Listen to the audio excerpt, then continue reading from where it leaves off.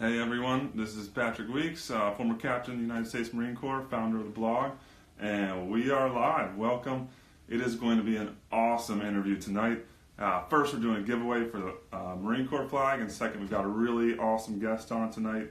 You guys are going to love him. We are all about your questions, all about your topics, all about the insights for physical training, physical fitness, injury prevention, things along those lines.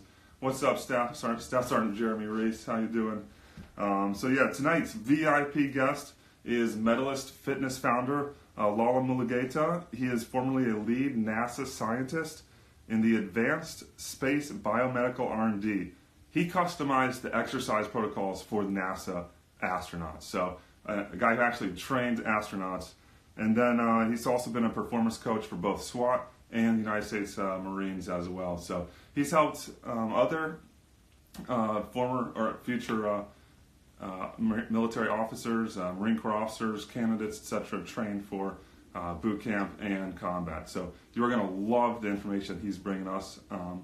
But first, we're going to do a giveaway. If you guys didn't see it, we had a flag giveaway sponsored by Gettysburg Flag, and so they're going to announce the winners right now. I hope that the winner is on. So I got this sweet shirt and this flag for us as well. So welcome everybody who's joining. Welcome. This is Captain Patrick Weeks, founder of the blog, former Marine, of course.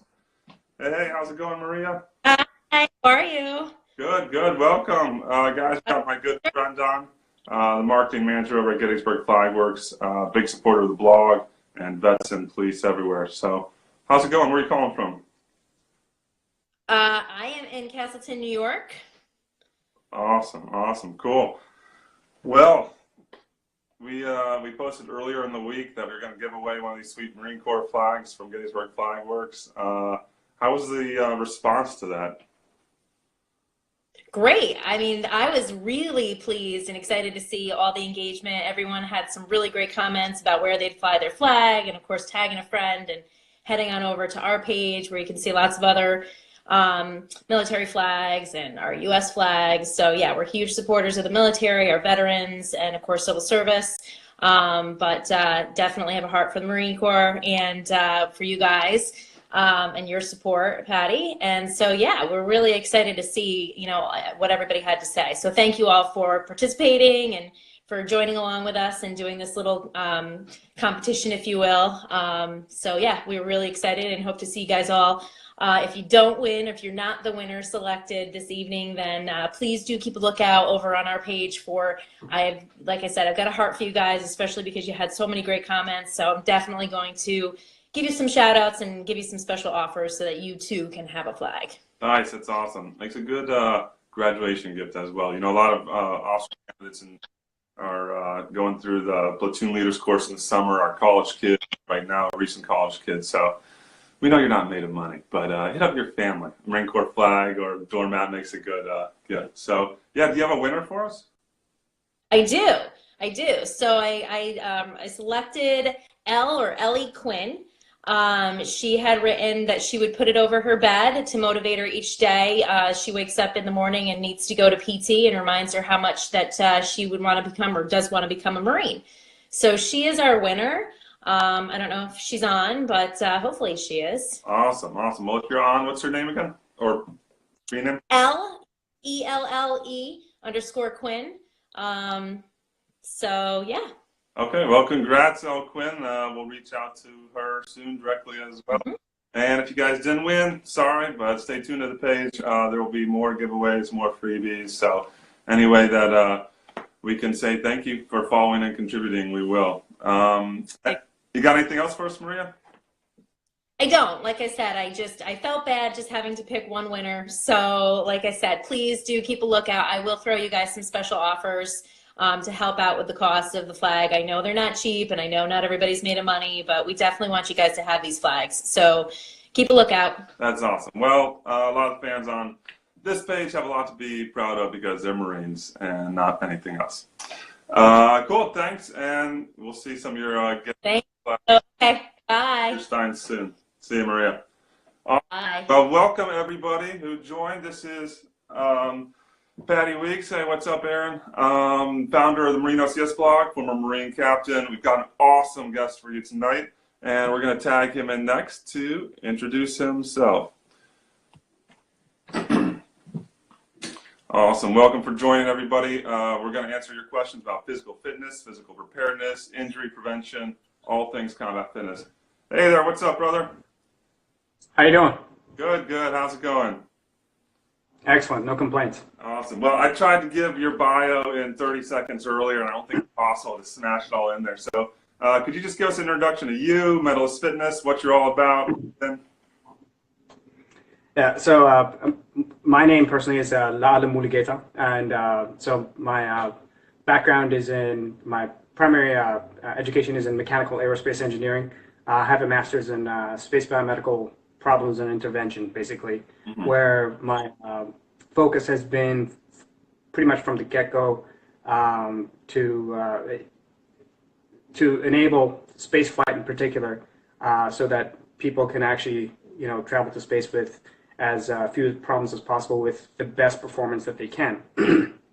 And through that, I've been pretty much from a young age, because my father was a Navy, my brother is Navy as well. My best friend is actually a Air Force pilot, F-18. So I've always been exposed to military personnel as well, and I've always looked at the parallel between astronauts and really space exploration and the extreme environments of military operation. So not just from the standpoint of the physical aspect, but also from the mental aspect as well, because the fact of the matter is that if your mind is not at the level that it needs to be, then you're physically not really going to be prepared to do what you need to do. So in my spaceflight career pursuit, basically, my focus has always been really to truly understand how the human body and mind responds to stressors, especially extreme stressors, and what you need to do to actually prepare both for optimal performance. And when I was working at NASA, my job was basically to lead a team of researchers, experts basically in engineering, mathematics, various aspects of sciences such as physiology, working with the top physicians around the world to really understand how the human body really responds to whether it's a disease state or whether it's just a physiologic stressor, especially in spaceflight, where you have so many different things that are happening there, and taking that information and creating computational models. Basically, we can run simulations of specific incidents, whether it's spaceflight or something that's similar to spaceflight, and predicting how the human body responds, and also designing a protocol to mitigate those negative effects. And one of these aspects is basically, as many of you may be aware, in space flights, astronauts lose a lot of bone, a lot of muscle, and exercise is a critical aspect of it. So about 30 to 40% of my time was dedicated to actually developing these models that look at how muscle and bone changes in spaceflight and what kind of exercise protocols that need to be implemented to mitigate these effects. So that's my background in the technical side. I'm also a gymnast, and I'm still a gymnast, so with a ring specialty now. So athletic performance is also another aspect of my background, where I'm personally motivated to ensure that my body is in full condition to perform these strenuous athletic activities, and to do that, especially to ensure longevity, you have to know how your body responds to crazy stressors and what you can do to actually really slow down the aging process, if you want to call it, as a result of all the impact that you take from these very dynamic movements. So I have a personal vested interest in actually understanding these things, and my body and mind has been my laboratory, so to speak. Nice. I've been translating that to law enforcement, athletes, and also executives as well. So that's longer than 30 seconds. I apologize, but no. that's what I put in my background. What's up, Emmeline, Hula Mama, Bangor Fitness? Thanks for joining. So I'm here with, help me out with the pronunciation, Lealem right? Lealem. Lealem. I'm just going to go with the first name because we're close like that. So if you have any questions about physical fitness preparedness, physical fitness challenging, physical and mental stressor training, or military fitness at all, feel free to ask that in the comments, and we'll just go through them. I think we had one or two so far, but first is, can you tell me a little bit about some of the training that you've done for SWAT in the military so far?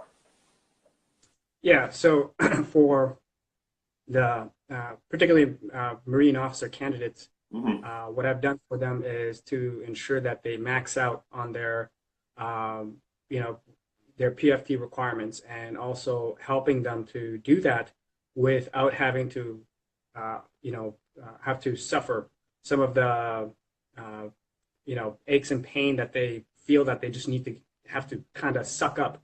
To be very honest, when it comes to performance, there's an aspect of where, you're going to have these difficult situations where you're going to have to push through, but the reality is that you should never have to push through pain if it doesn't call for it. So I teach them how to actually mitigate a lot of these painful situations that they don't need to really have to suffer through. And also while they're at OCS, I teach them a lot of injury prevention techniques so that once their day is over, how within a 20-minute window time frame, how they can actually do a recovery activity so that when they are, taken out of bed 5 a.m. in the morning, they can hit the ground running a lot more effectively than the guys that didn't do those things. So these are some of the things I do. And then for the SWAT guys, their operational conditions are much more different, and a lot of them tend to be older than the OCS candidates. So they have a lot of built-up chronic injury. I'm sure you guys are familiar with lower back injury, knee injury, shoulder injury, foot, plantar fasciitis, for example. These are the major things that not just the military, but also law enforcement, especially SWAT guys, have to suffer through a lot of times. And I teach them very simple techniques on how to actually basically eliminate them, really. That's what I teach them how to do it, and then keep it off. It's not a matter of just, you walk in, you get kind of like cortisol shots, like, they may help for a while, but it's going to come right back. I teach them how to keep it off without having to rely on pharmaceuticals.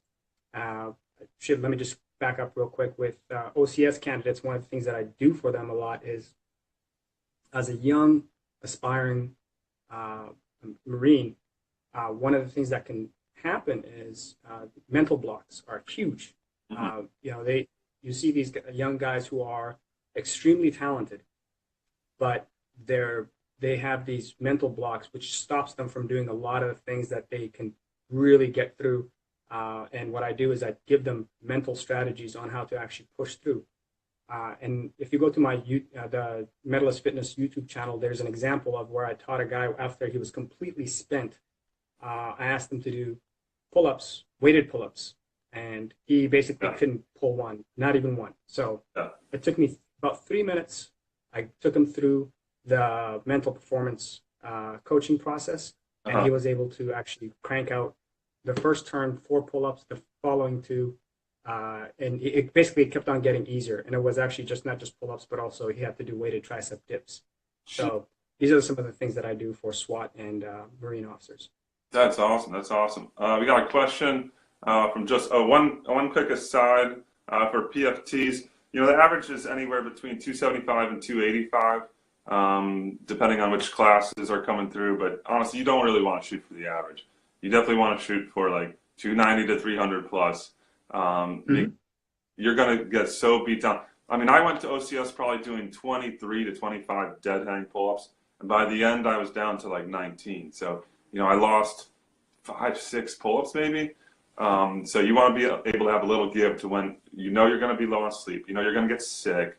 You might have you probably will have nagging injuries by the end. So give yourself a little buffer, and that'll lower the stress as well. So yeah, you could probably get in with the 275, 285, but why stop there? Yeah, most of most of the guys that I've worked with so far, by the end of their their last PFT, what I shoot for is that I want them to hover around 290 so that they get the opportunity to get that first selection.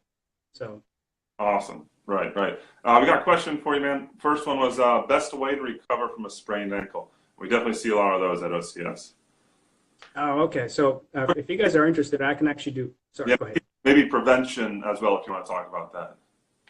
Yeah. So, by the way, are you able to hear me? Because for some reason your audio just like went down on me. Give me a second. Let me check something. I can hear you fine. Awesome. So, guys, we're on with just a master performance coach here, answering your questions about physical fitness, personal injury, combat fitness. Feel free to ask anything that you're just personally interested in. For example, you're having problems breaking in boots, or you've had problems with shin splints or knee or something like that. If you have a question, it'll definitely apply to other people as well. So what I'm actually going to do to answer this question about sprained ankle, I'm actually going to do a real demonstration. Nice. If that's okay with you guys. Go for it. That's awesome, man. All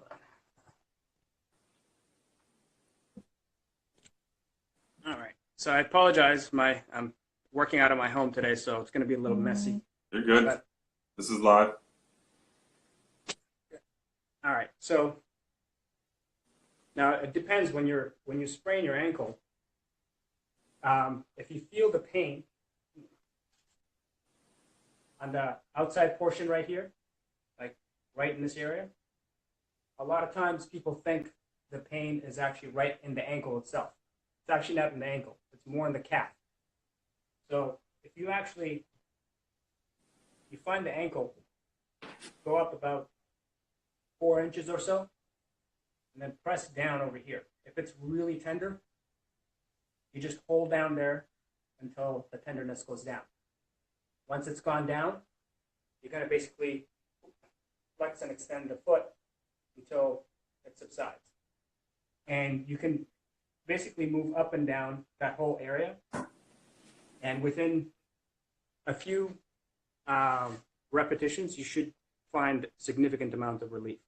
Now, there's more to it than that, but that is the most fundamental way. And that should give you relief in a very, very rapid way. And I'll give you a real life example where at the Texas SWAT competition, where there was about 150 different competitors that were present there, where I was giving them various injury prevention techniques. One of them, he was probably the oldest SWAT operator that was there. He was like in his early 60s, which is in itself is very, very impressive.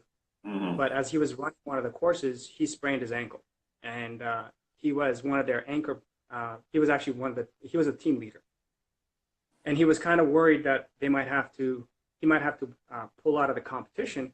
And I looked at him, and I was like, no, you should be fine. And I basically did some work on him. I released his ankle, and not only did he finish the competition, but he was the fastest guy on his team, and his team got third place on the O course. So that gives you an idea of how effective this particular technique is. That's insane. That's awesome. Okay, so we had a question from a 29-year-old candidate and wondering the best way to train safely in order to avoid injury yet increase her performance.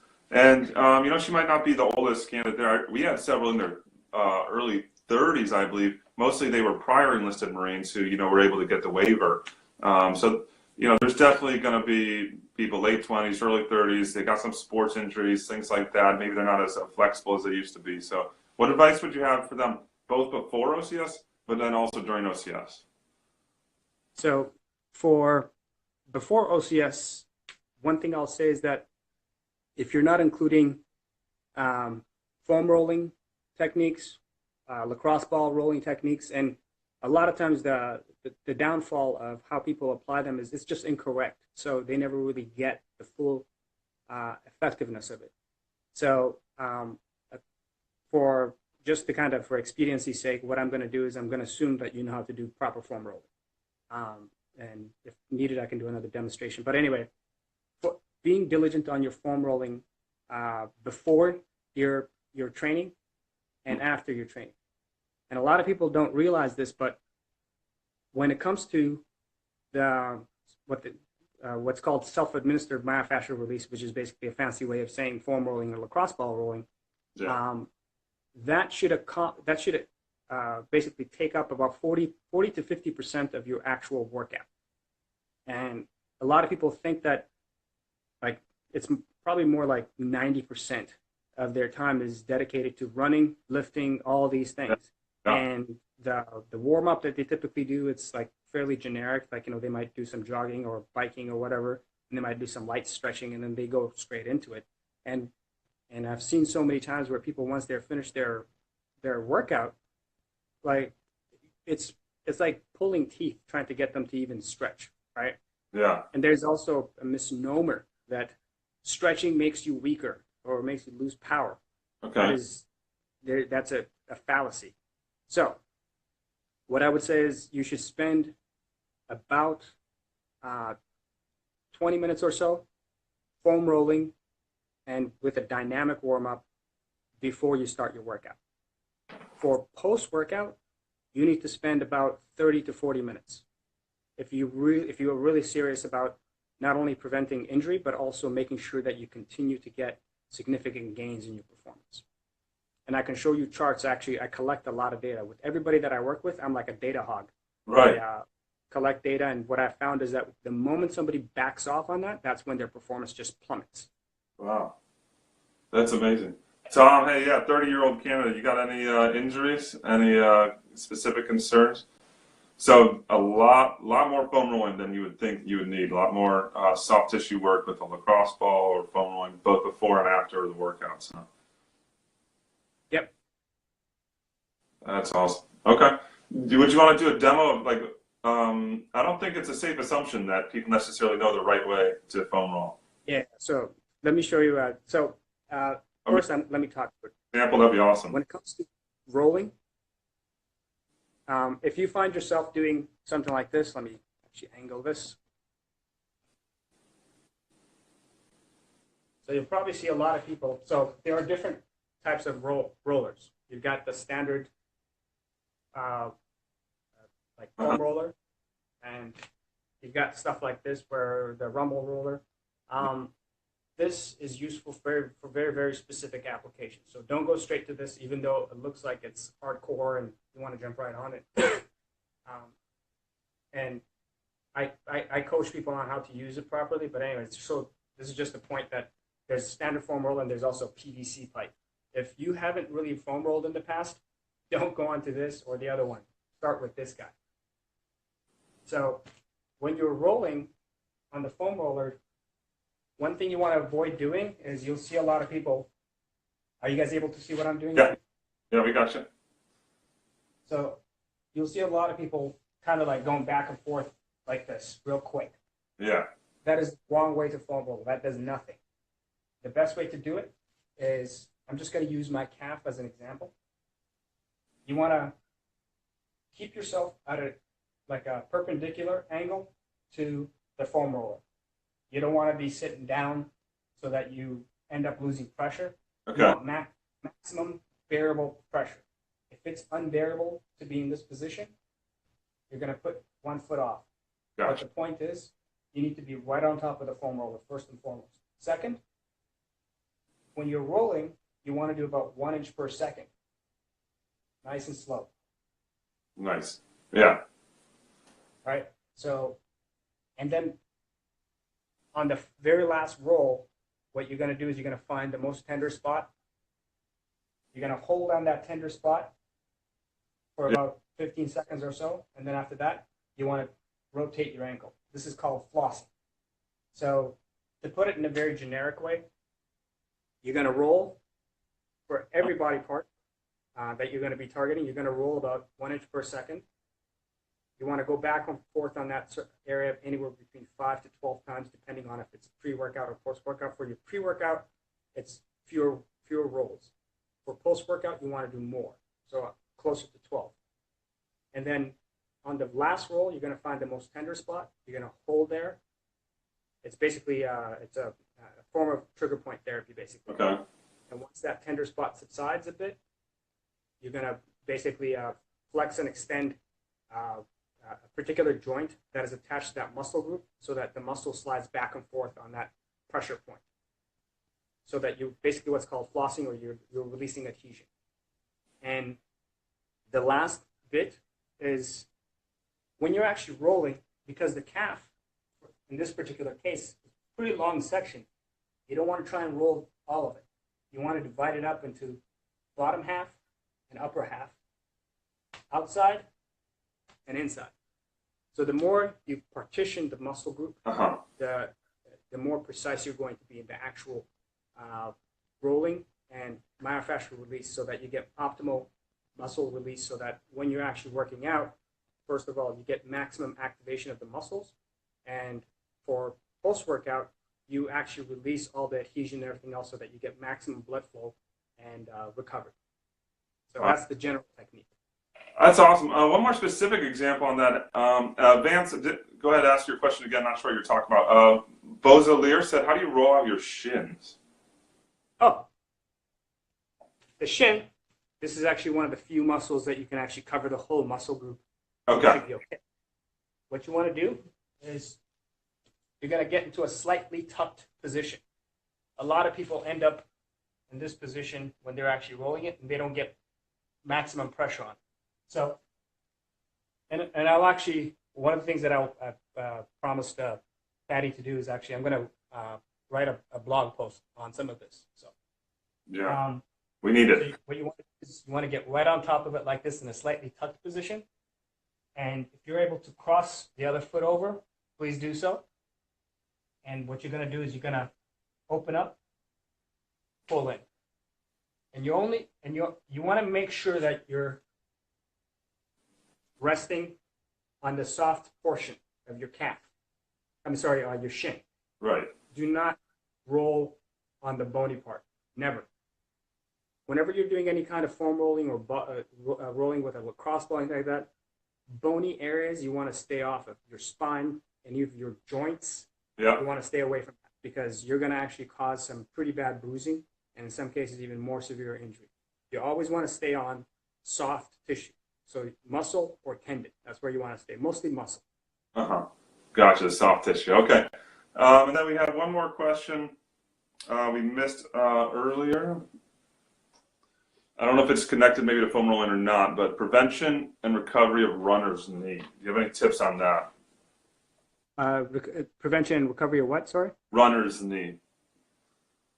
Runner's knee? Oh, yeah. So there are a couple of things that happen when people do excessive amounts of lower body work, whether it's running or whether it's actually excessive squats, deadlifts, anything like that. You either get pain right at the front over here, where the attachment of the patella tendon is, or you can get it on the outside or on the inside. And if you're really lucky, you get it all over the place. So the way you're going to prevent that is, first and foremost, make sure you roll your quadriceps nice and thoroughly. So to demonstrate, you're going to get on top like this. So once again, let me back up. You want to divide it up into lower and upper half of your quadricep. And you're going to do the front, outside, inside. So just to demonstrate on the front, I'm going to do the lower half. You want to get into this position. And when you're rolling, you're going to do it nice and slow. If you find yourself doing something like this, you're not getting anything out of it. You really want to slow it down. And it's going to be painful if you don't roll all that much. So that means you need it even more. And on the last roll, the most tender spot, you're going to hold it there. And then you're going to flex, extend the knee. There are more detailed ways of foam rolling, but that's the most fundamental. Right. These are the things. Finding relief, what I would like you to do is actually feel around on the quadricep. Let me just stand up here. So between your knee and your hip here, if you go up 2/3 of the way and you poke around, actually, Patty, why don't you try it right now? You'll probably find you really knotty spot right there. And if you press down on it, it's probably going to be really tender. Yeah. So what you want to do is you want to press down on it until that subsides. And once it subsides, you're going to flex and extend the knee. And what that's going to do is relieve the tension that the quadricep has, so that the attachment point over here is not being pulled on so hard, which is actually what causes the pain. When the quadricep pulls right at the attachment point, that causes tendinitis. And tendinitis is what knee pain feels like. And a lot of times people end up putting knee brace in order to relieve that. Believe it or not, that's the worst thing you can do. Whenever you immobilize the knee, especially using a major knee brace, what you're doing is you're restricting blood flow and you're restricting activation of the muscle, which causes atrophy. So the moment you feel better, you take it off, you have all this muscle that's really powerful over here, it's atrophied. Guess what's going to happen? The moment you yank on it, it's going to fail on you again. Right. It becomes a vicious cycle. So, and then the other thing is, by immobilizing, what you do is you actually cause more myofascial distortion, which makes the problem even worse. So simply put, make sure that you spend more time rolling your quadricep and really making sure that those trigger points are deactivated. I hope that answered the question.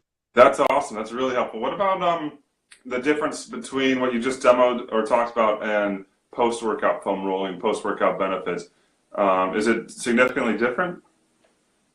So the only difference between the pre-workout and the post-workout is the post-workout should be much more detailed. You don't, like pre-workout, if something feels okay, you may be okay by just skipping that whole area. Like, let's say if your calves don't feel all that bad, you can just move on to your hamstring or quadriceps or whatever else.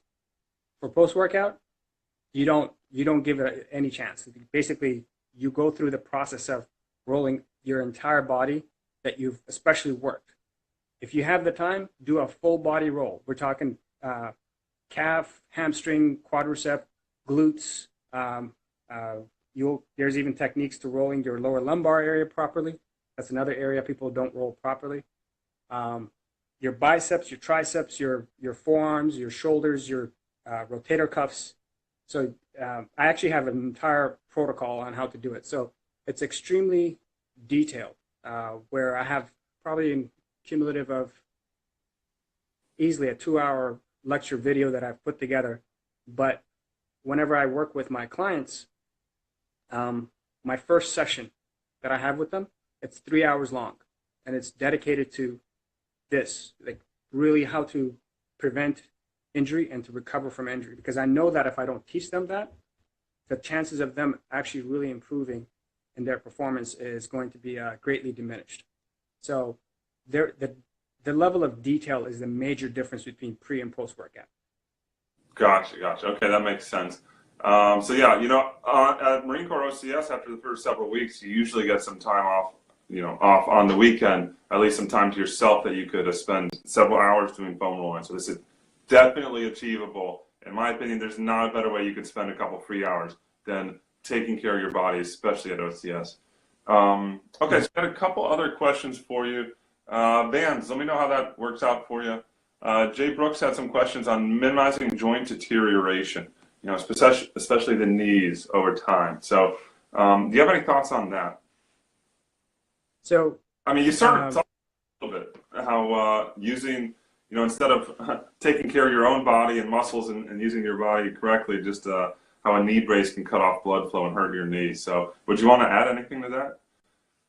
No. So I think if you stick to a proper like self-administered myofascial release technique, and also really that's the other thing I have not touched on right now is nutrition. Following an anti-inflammatory nutrition protocol is huge when it comes to actually longevity, and a lot of people don't really appreciate this all that well, because it does take a little bit of discipline to actually learn what to do and how your body responds to food, because food is like it's a pharmaceutical. A lot of people don't treat it that way, but the reality is that it has a biochemical and hormonal reaction to your body, and each of us have a very particular way that we respond to food. So paying attention to that and making sure that you're keeping up with the proper form rolling techniques is the best way I know to prevent joint deterioration. So, yeah. It's awesome. Jay Brooks, how does that work for you? Hopefully that helps. Another question for you that came in. Do you have technique to control breathing while running and training? So also, add this a little bit for you. The hardest part for me to do breathing was actually during an obstacle course, for example. When you're jumping up and down, there's a lot of up and down, a lot of core movement, maybe ropes, things like that are involved, where it was just, tension or quick movement over my entire body. So, I could breathe fine going 3 miles in 18 and a half, 19 minutes, something like that, or weightlifting. I felt like I had more natural rhythm, but it was very hard for me to balance the rhythm, and it was hard for me to balance the intensity of how hard I was attacking the obstacle with how much oxygen I could take in. So, yeah, any advice on that? Yeah, so when it comes to the breathing technique is something actually almost everybody struggles with. Yeah. The hardest part is always actually with the moment you incorporate some kind of higher intensity work to it, our automatic reaction is to hold our breath, which is actually the worst thing you can do. So the one thing that I would say is that be very conscious of your breathing pattern. So the more deeply you can breathe, the better off you're going to be. So it's really hard to kind of give a generic recommendation when it comes to breathing, because there are also behavioral patterns as well that I have to be aware of. So what I can say right now when it comes to breathing is really make sure that when you're breathing in, use your nose as much as you can. Okay. Really breathe deeply. And when it comes to the resistance training aspect of it, mostly it's on the eccentric side. It can vary a little bit, but when your muscles are elongating, that's when you want to breathe in. When they're contracting, that's when you want to breathe out. And when you're running, really focus on, if you find yourself relying too much breathing through your mouth, you're going to struggle. Yeah. Really think about using your nose effectively. So I know that's a very generic answer, but usually when it comes to breathing technique, it's when I actually observe a person and see what they're doing, because there's also a bit of a psychological component to it. That's when I can actually coach them through it appropriately. Awesome. Well, we'll definitely be recommending you as a virtual coach as well. So we've got a few questions so far. Mr. Francis, welcome back. Some of them gone. So Josiah just started working out. He's 16 years old, skinny guy, and he sees trouble building mass and strength. Do you have any tips for a young, high metabolism, skinny guy? And before you answer that, let me just tell my own story. I'm really tall and skinny, so I'm 6'4", and I made it through OCS, through a deployment, through everything the Marine Corps threw at me. Being very skinny the whole time. I might eat 4,000 calories a day, work out, lift weights, but I never really got heavy or very thick. And I could do 100 push-ups, I could do 25 pull-ups. I had maybe a 293, 295 PFT tops. So you definitely can get Marine Corps fit. You definitely can get combat fit and be very skinny. I never maybe could bench my weight, but I never really needed to if I could do push-ups, if I could wear the body armor, if I could carry somebody over my shoulders and run. So really, my first instinct in this advice is don't worry too much about how you look. Just look at the results based on the demands that are being made on you for combat fitness. And if, changing up your training, getting a performance coach like Lealem to help you meet those goals better, makes you bigger, wider, any different shape, then good on you, but focus on the results. And, combat fitness you don't need to be huge. But the body type can have some effect. For example, really tall, skinny guys like me always hated the body armor and the helmets. Just never really sat well. Had to get physical therapy at the VA after I got out, in part because of the way it interacted with my neck and whatnot. So, watch for that, but some flexibility and foam rolling probably would help me out there. But yeah, any other thoughts? No, you think you nailed it right on the head. And, really, whenever I'm working with all my clients, what I'm after is performance, right? Performance. And performance and physique are very different things. Don't confuse them. They can come in hand. Like, if you look at gymnasts, they have the physical features and they can perform. So, Right.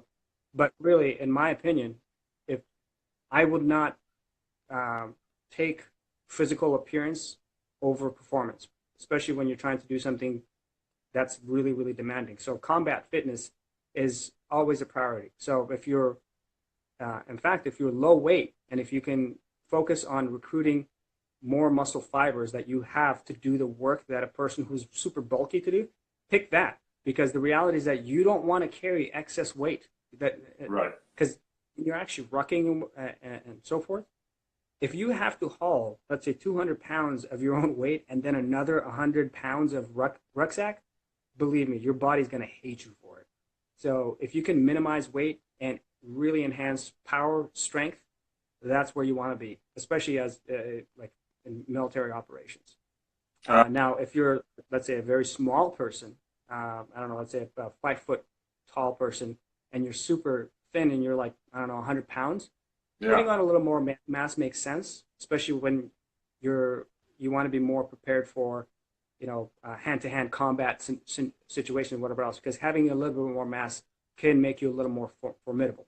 So there's a certain balance you want to take into it. But if you're already like, let's say, over 150 pounds, and it's just for your size, you feel like you're too skinny or whatever else, I wouldn't worry too much about that right now. Exactly. And look, if you're very combat fit, you'll look pretty good. You look better than 99% of Americans. And, nothing looks better than a pair of dress blues. So don't worry, you'll get plenty of days. Hey, what's up, Vance? What's up, Morozco? Welcome on. Let's see who we got. Next question, I believe, was M. Francis. Hey, man, good to see you today. Do you recommend running for distances in boots while training for the endurance course, or sticking to running shoes to build up stamina? So this is a good question. Sorry, go ahead. Yeah, good question. Good question.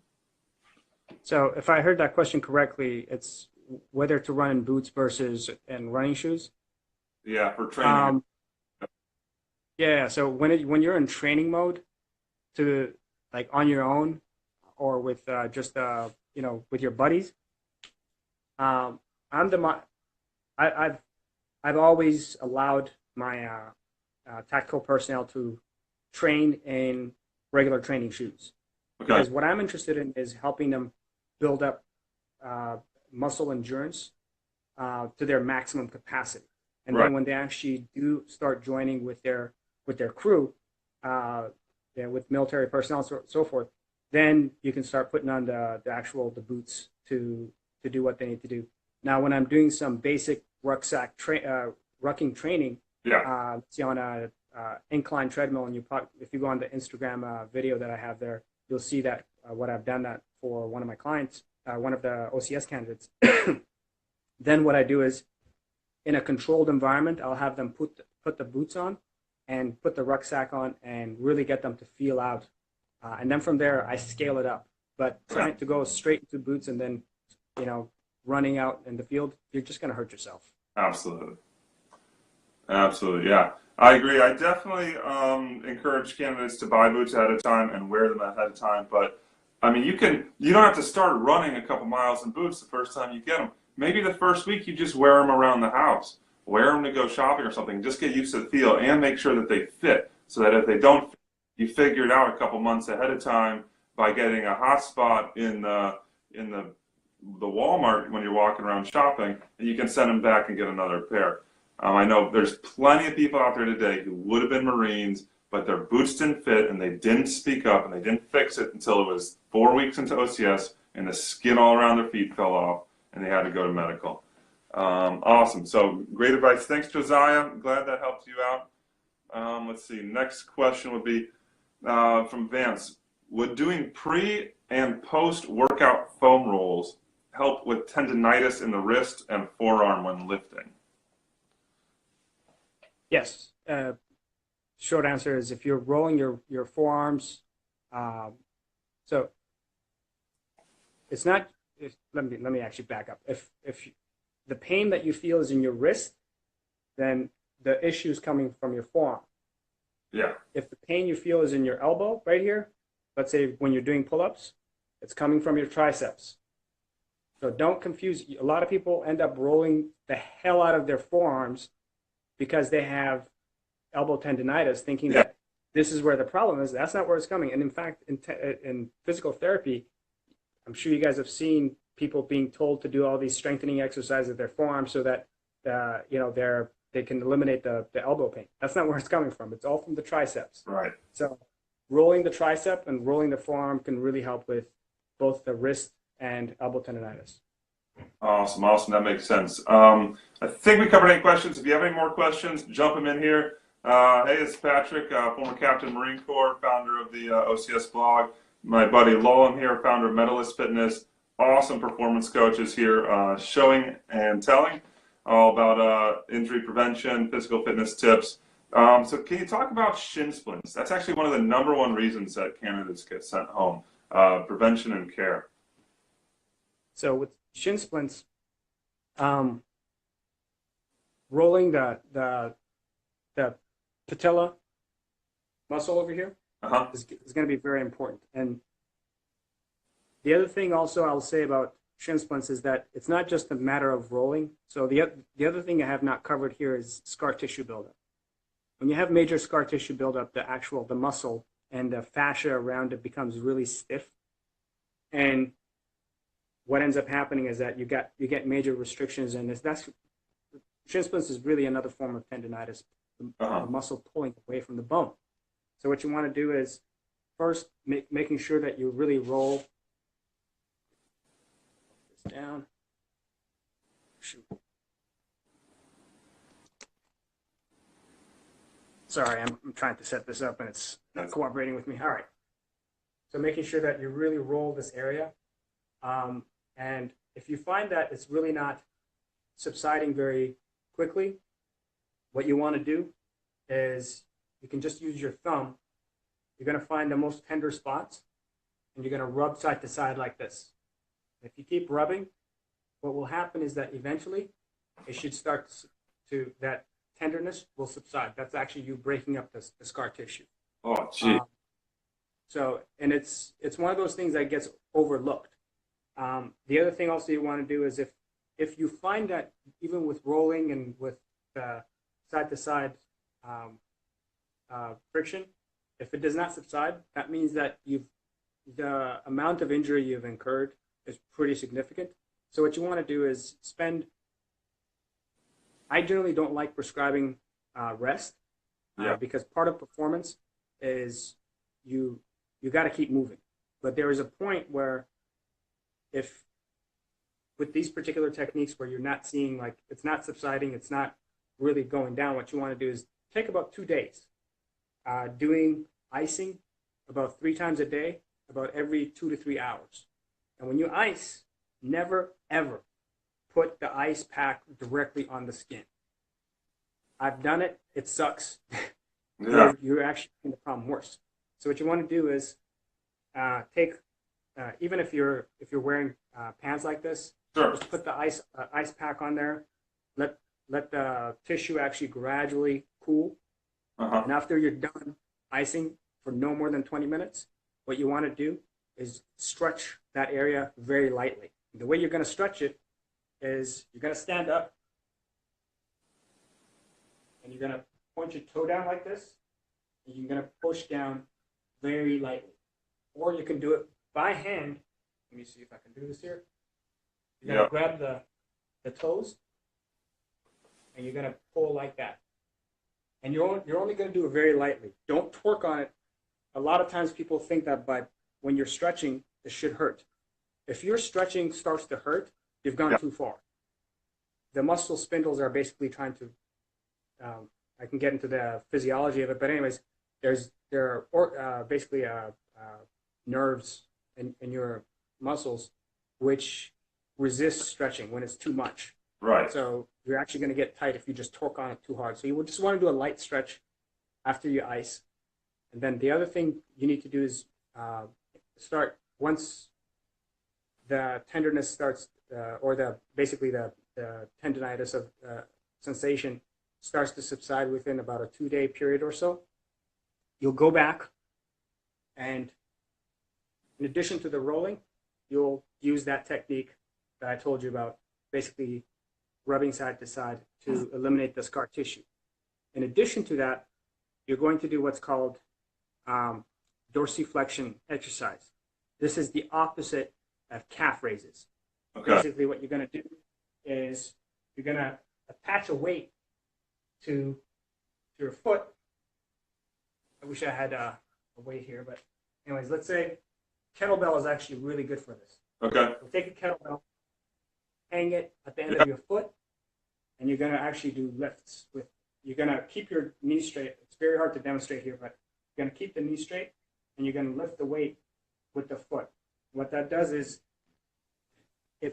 between the foam rolling, the scar tissue removal, and dorsiflexion exercise, you're mobilizing and you're strengthening that muscle so that you can prevent, you can recover and then keep off the shin splints.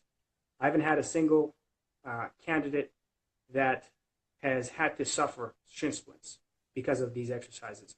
And I've had a few. In fact, the video that I have of the guy who's practicing rucking on the Instagram video, he came to me with major calf and shin splints issues. By the time, I think it was like 3 trainings, all of his calf problems were gone, where he used to have to wear compression socks all the time. Yeah. He never ever had to wear them ever after that. Wow. These are very effective ways to prevent that. That's awesome. That's awesome. Yeah, another thing, really easy to do even while at OCS, for sure. You'll have time to do some simple exercises like that. Hey, what's up, Lady Lisa? As far as the shins go, shin splints and whatnot, it's Marissa asks, would knee scraping be good to remove scar tissue as well? I'm not sure what that refers to. Can you repeat that question? Would knee scraping be good to remove scar tissue as well? Can you ask her to describe what she means by knee scraping? Yeah, Marissa, not what you're going for there. We got another question in the meantime from Kyle Argent. What exercises would be most helpful to build pull-up strength for someone struggling to perform overhand pull-ups? That's tricky because a person can struggle with pull-ups for many reasons. It could be forearm restrictions, it could be lat restrictions, it could be rotator cuff issues, it could be actually even like pectoral issues. There are many different things that can actually hold a person back. So this is one of those things where until I can actually see the person, it's tough to make any concrete recommendations. Right. Okay, all right, fair enough.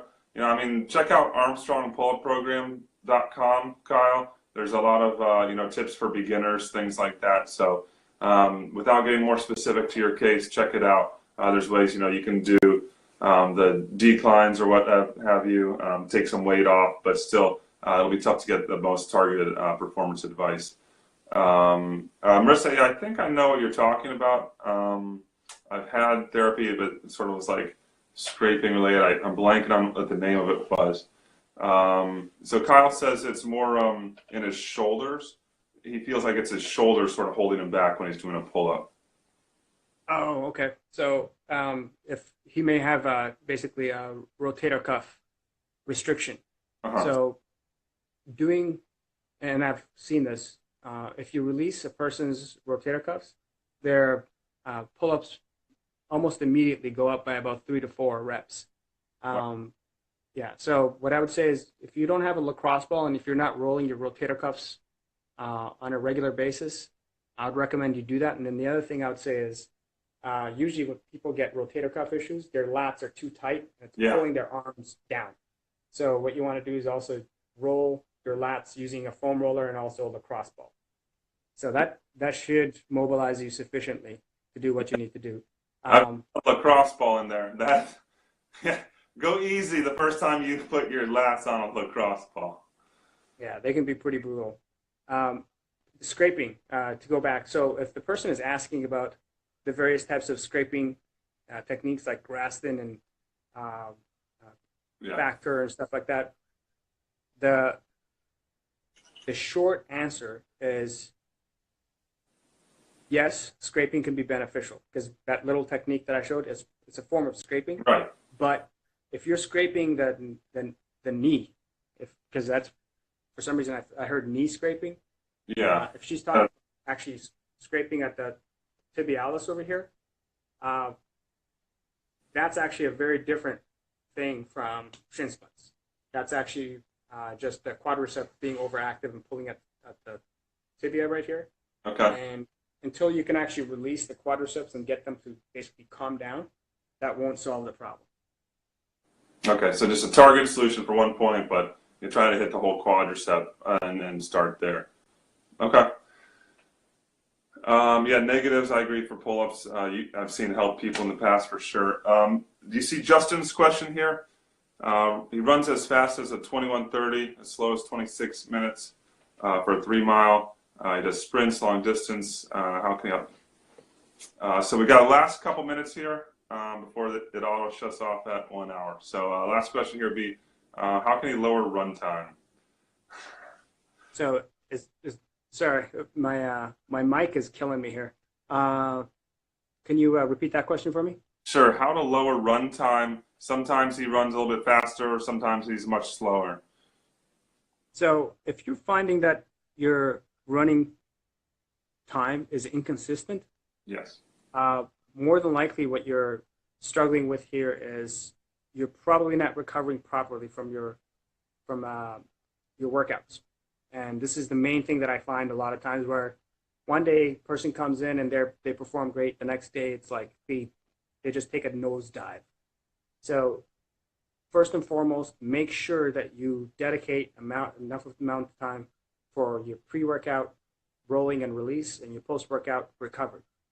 And then the other thing I would say is that the other thing that's probably happening is that your biomechanics is not efficient. You're probably dragging your shin quite a bit. If you're dragging your shin, what's happening is that you're fatiguing yourself out.